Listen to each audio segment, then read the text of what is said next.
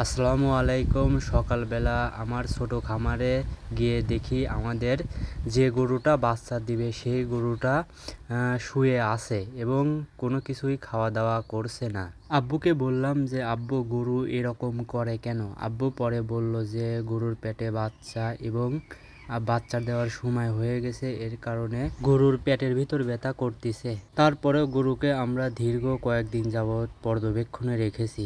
আমি গরুর জন্য পর্যাপ্ত পরিমাণ ঘাস কাটা শুরু করলাম, কারণ চাপ দিয়ে এই রকম করে ঘাস কেটে দিলে গরু পরবর্তীতে আর নষ্ট করে না।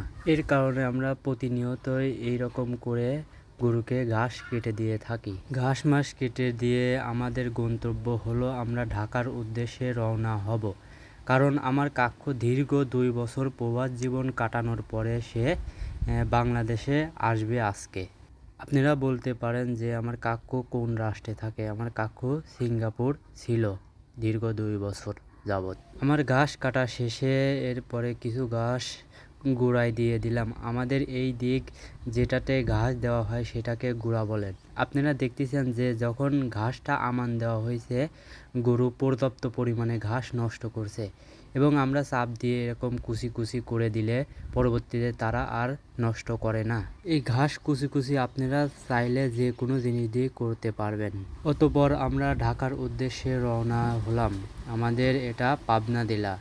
দীর্ঘ 5-6 ঘন্টা জার্নির পরে ইনশাল্লাহ আমরা পৌঁছে যাব সেই আন্তর্জাতিক শাহজালাল বিমানবন্দর। আল্লাহ তাআলা যে কত নিয়ামত রেখেছে আমাদের জন্য, এর কারণে চার সাইডের প্রকৃতি দেখতে দেখতে আমাদের গন্তব্যের উদ্দেশ্যে চলে যাচ্ছে।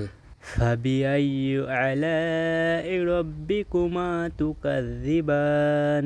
তোমরা তোমাদের প্রতিপালকের কোন কোন নিয়ামতকে অস্বীকার করবে? আল্লাহ তাআলা যে আমাদের জন্য কতটা নিয়ামত রেখে গেছে এবং তার জান্নাতে কতটা নিয়ামত রেখেছে তা আমরা এইসব দৃশ্য দেখলে অনুমান করতে পারি। তাই আমাদের উচিত আল্লাহ তাআলার পথে চলা এবং নবী করিম সাল্লাল্লাহু আলাইহি সাল্লামের সুন্নত মোতাবেক নিজের জীবনকে পরিচালনা করা। ইনশাআল্লাহ আমরা সর্বদা নবী করিম সাল্লাল্লাহু আলাইহি সাল্লামের সুন্নত মোতাবেক নিজের জীবনকে পরিচালনা করার চেষ্টা করব। আল্লাহ তাআলার নিয়ামত দেখতে দেখতে আমরা চলে এসেছি আমাদের সেই ঐতিহ্যবাহী যমুনা সেতুতে চলে এসেছি এবং আমরা চারিদিকের প্রাকৃতিক দৃশ্য উপভোগ করব ইনশাআল্লাহ।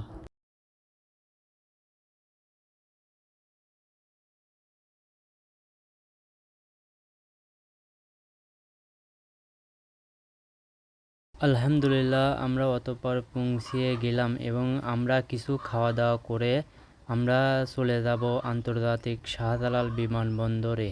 অতঃপর আল্লাহ তাআলার রহমতে পৌঁছিয়ে গেলাম। আমাদের যাইতে যাইতে প্রায় 1 ঘন্টা লেট হয়ে যায়। এর কারণে কাকু দেখি যে আগের থেকে বের হয়ে চলে এসেছে এবং আমাদের জন্য অপেক্ষা করতেছে।